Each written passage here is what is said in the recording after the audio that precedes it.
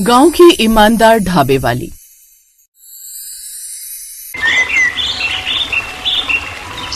पकड़ अपना बोरिया बिस्तर और निकल यहाँ से। जब से हमारे घर में आई है तब से हमारी खुशियों को आग लगा दी है तूने। मामी मुझे घर से मत निकालिए।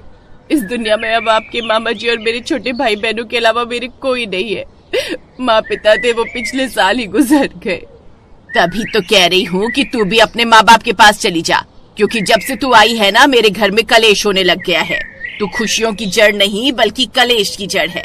मेरा पति जो पहले हर बात मेरी सुनता था, लेकिन आज वो तेरे पीछे मुझसे लड़ता है और मेरे बच्चों पर गुस्सा उतारता है, सिर्फ इसलिए क्योंकि तेरे चेहरे पर खुशी रहे। लेकिन अब और नहीं, मैं तुझे और बर्दाश्त नहीं कर सकती। दफा हो जा यहाँ से। इतना बोलकर शकुंतला अब अपने घर का दरवाजा बंद कर लेती है। तो वहीं माया बेचारी फूट फूट कर रोने लगती है और अपना सामान उठाकर अपने पुराने घर यानी अपने माता पिता के घर की ओर निकल पड़ती है। बेचारी माया के पास ना तो पैसे थे और ना ही खाने का ठिकाना। अगर उसके पास कुछ था तो उसके माँ बाप का वो पुराना घर, जिसको उसने साल भर पहले ये सोचकर छोड़ दिया था कि उसके मामा उसकी परवरिश करेंगे। हालांकि वो अब बच्ची नहीं थी, लेकिन एक अकेली लड़की होने के नाते उसे अब कुछ समझ नहीं आ रहा था कि आखिर वो करे तो क्या करे। बेचारी अब अपने माँ पिता के घर पहुँचती है, जहाँ वो घर पर ताला लगा देखकर बाहर ही बैठ जाती है और रोते हुए खुद से कहती है, घर पर ताला लगा हुआ है, समझ नहीं आ रहा कहाँ जाऊं और क्या करूं। एक काम करती, उस ताले को तोड़ देती हूँ। इतना बोलकर माया अब घर में लगे ताले को एक बड़े से पत्थर से तोड़ देती है। वो घर में जैसे ही जाती है तो उसे अपने माँ पिता की याद आने लगती है। वो सोचती है कि किस तरह वो अपनी माँ और अपने पिता के साथ मस्ती किया करती थी। उसका वो खुशहाल जीवन एक पल में अंधेरी काली नगरी में बदल गया था, क्योंकि साल भर पहले एक एक्सीडेंट में उसके माता पिता का देहांत हो गया था। माया अब अपने घर की लाइट जलाती है और अपने घर की अच्छे से सफाई करती है। अगली सुबह सूरज की रोशनी खिड़की से उसके चेहरे पर पड़ती है तो वो उठकर अपनी माँ की पुरानी संदूक टटोलती है। उसे वहां एक छोटी सी पोटली में 500 रुपए मिलते हैं। लगता है माँ ने ये पैसे किसी बुरे वक्त के लिए बचा कर रखे थे। आज सच में बुरा वक्त ही तो है। घर में राशन का एक दाना नहीं है और पेट भूख से जल रहा है। इन 500 रुपयों से मैं कुछ दिन का राशन तो ले आऊंगी, पर उसके बाद क्या होगा? मुझे कुछ तो काम करना ही पड़ेगा। हाथ पर हाथ धरे बैठने से तो पेट नहीं भरेगा। माया बाजार जाती है और थोड़ा आटा, दाल और मसाला खरीद लेती है। घर लौटते समय उसकी नजर अपने घर के बाहर से गुजरने वाले बड़े हाईवे पर पड़ती है, जहां से सैकड़ों ट्रक गुजर रहे होते हैं। ये सड़क तो शहर को जोड़ती है। यहाँ दिन रात गाड़ियां चलती हैं, लेकिन आसपास कोई अच्छा ढाबा या दुकान नहीं है। माँ हमेशा कहती थी कि मेरे हाथ के खाने में जादू है। क्यों ना मैं यहीं सड़क किनारे एक छोटा सा चूल्हा जला लूं। ट्रक वाले भाइयों को घर जैसा सादा खाना मिल जाएगा और मेरी रोजी रोटी भी चल जाएगी। हाँ, यही ठीक रहेगा। ये सोचकर माया अब ऐसा ही करती है और सूखी लकड़ियां बिनने के लिए पास के जंगल की तरफ निकल पड़ती है। अगर सूरज ढलने से पहले लकड़ियां नहीं मिली तो चूल्हा नहीं जलेगा। ओस की वजह से सारी लकड़ियां गीली हो गई हैं। ये कटीली झाड़ियां मेरे हाथों में चुभ रही हैं, पर मुझे रुकना नहीं है। अगले दिन एक बार फिर माया उस हाईवे पर जाती है और सड़क किनारे वो मिट्टी का चूल्हा बनाकर तैयार कर देती है और एक त्रिपाल लेकर चारों तरफ लकड़ी में बांध देती है, जिससे पन्नी की छत बन जाती है। अब जब ट्रक और गाड़ी वाले हाईवे के किनारे खाना देखते हैं तो कई लोग रुक रुक कर माया के हाथों का खाना खाने लगते हैं और इस तरह आज पहले ही दिन में माया की अच्छी कमाई हो जाती है। तभी वहाँ एक ट्रक ड्राइवर आता है और माया से कहता है, बहन, तुम्हारे हाथ का खाना तो बहुत स्वादिष्ट है, लेकिन तुम्हारे यहाँ बैठने की जगह नहीं है। अगर यहाँ बैठने की जगह हो जाए तो सच बता रहा हूँ, तुम्हारी बहुत अच्छी कमाई होगी। तुम अपने परिवार वालों को क्यों नहीं कहती कि वो तुम्हारी मदद कर दें? परिवार? भाई साहब, मेरा तो परिवार है ही नहीं। माँ पिता भी पिछले साल गुजर गए। साल भर मामा मामी ने मुझे पाला, लेकिन अब तो उन्होंने भी मुझे घर से निकाल दिया। जितना मुझसे बन पड़ा मैंने उतना किया। बाकी आपने मुझे ये सलाह दी कि मुझे यहाँ बैठने के लिए कुछ रखना चाहिए, उसके लिए धन्यवाद। माया की बात सुनकर ड्राइवर कुछ नहीं बोलता और अपना खाना खत्म करके वहाँ से चला जाता है। तो वहीं माया भी अब ठान लेती है कि वो अपने ग्राहकों के बैठने का इंतजाम करेगी।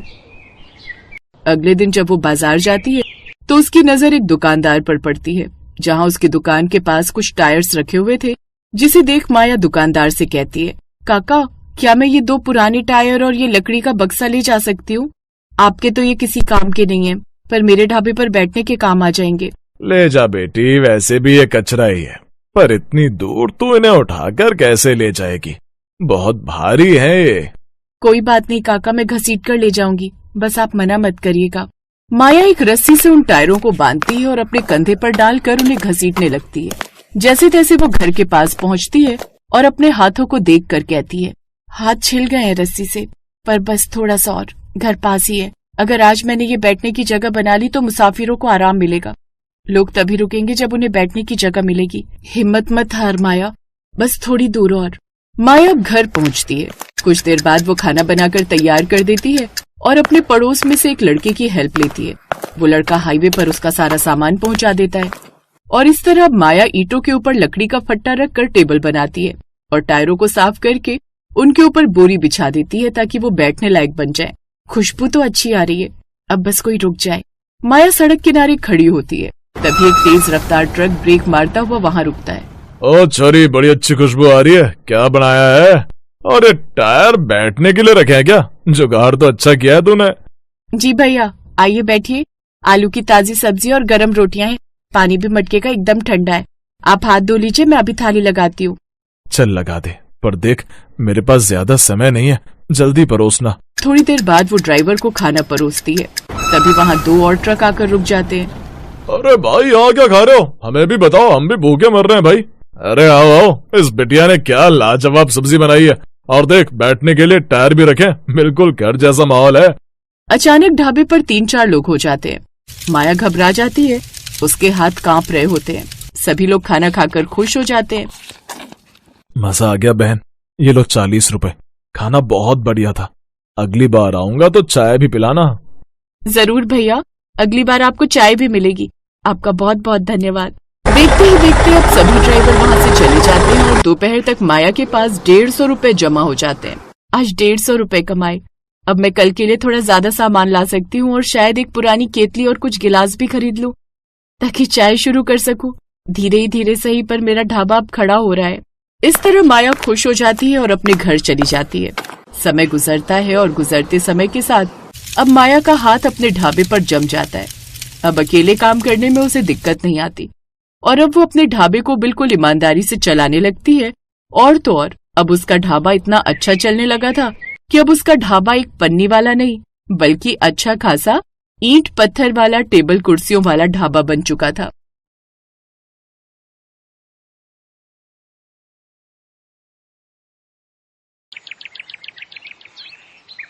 नीलगंज गांव में प्रदीप अपनी पत्नी सोनाली के साथ रहा करता था।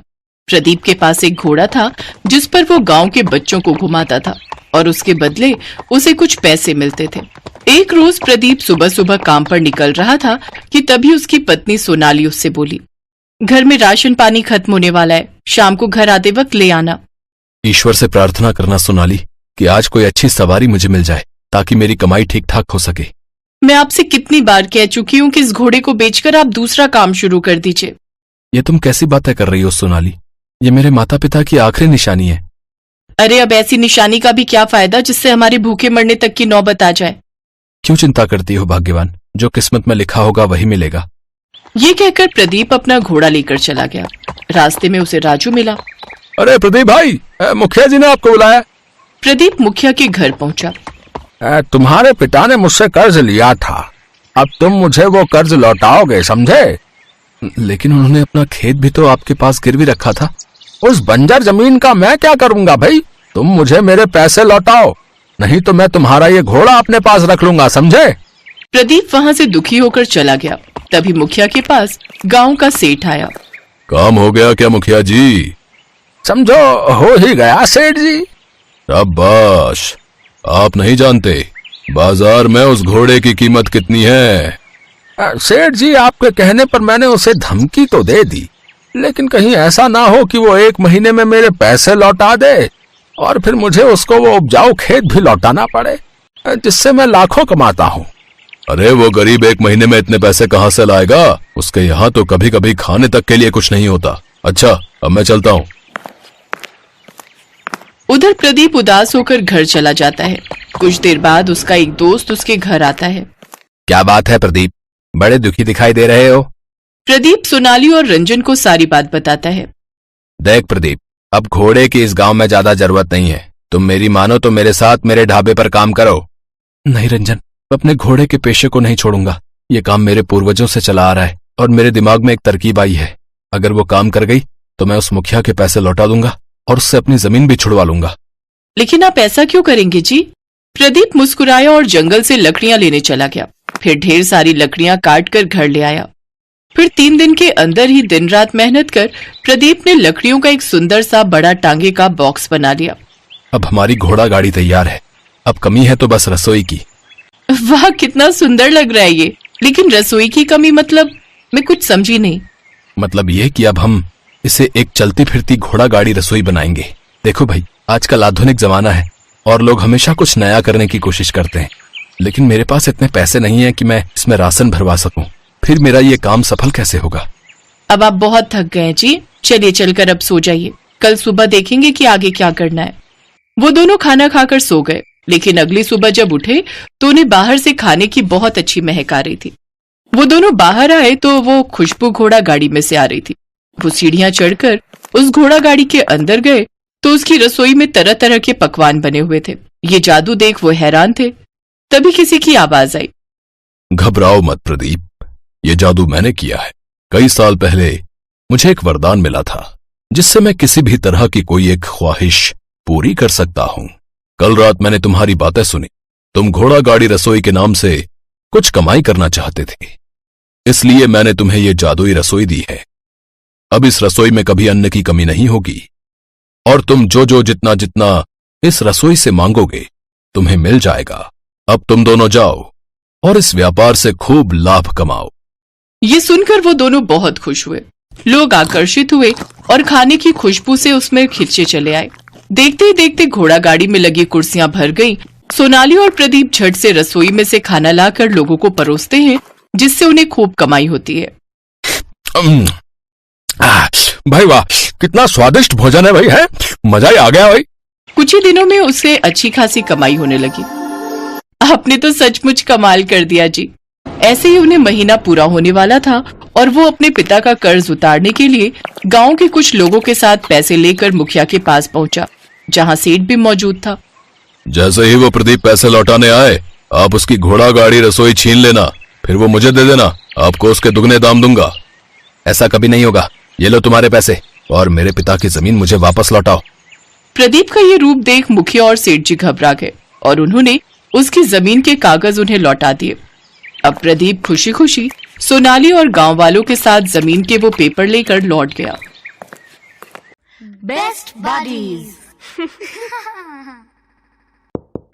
Hello friends, thanks for watching this video. अगर आपको ये वीडियो पसंद आया है तो प्लीज लाइक, सब्सक्राइब, कमेंट्स करें इस वीडियो पर और हाँ, शेयर करना भी ना भूलें। और भी मजेदार वीडियो देखने के लिए नीचे दिए गए बेल आइकॉन को दबाएं। देखते रहिए बेस्ट बडीज।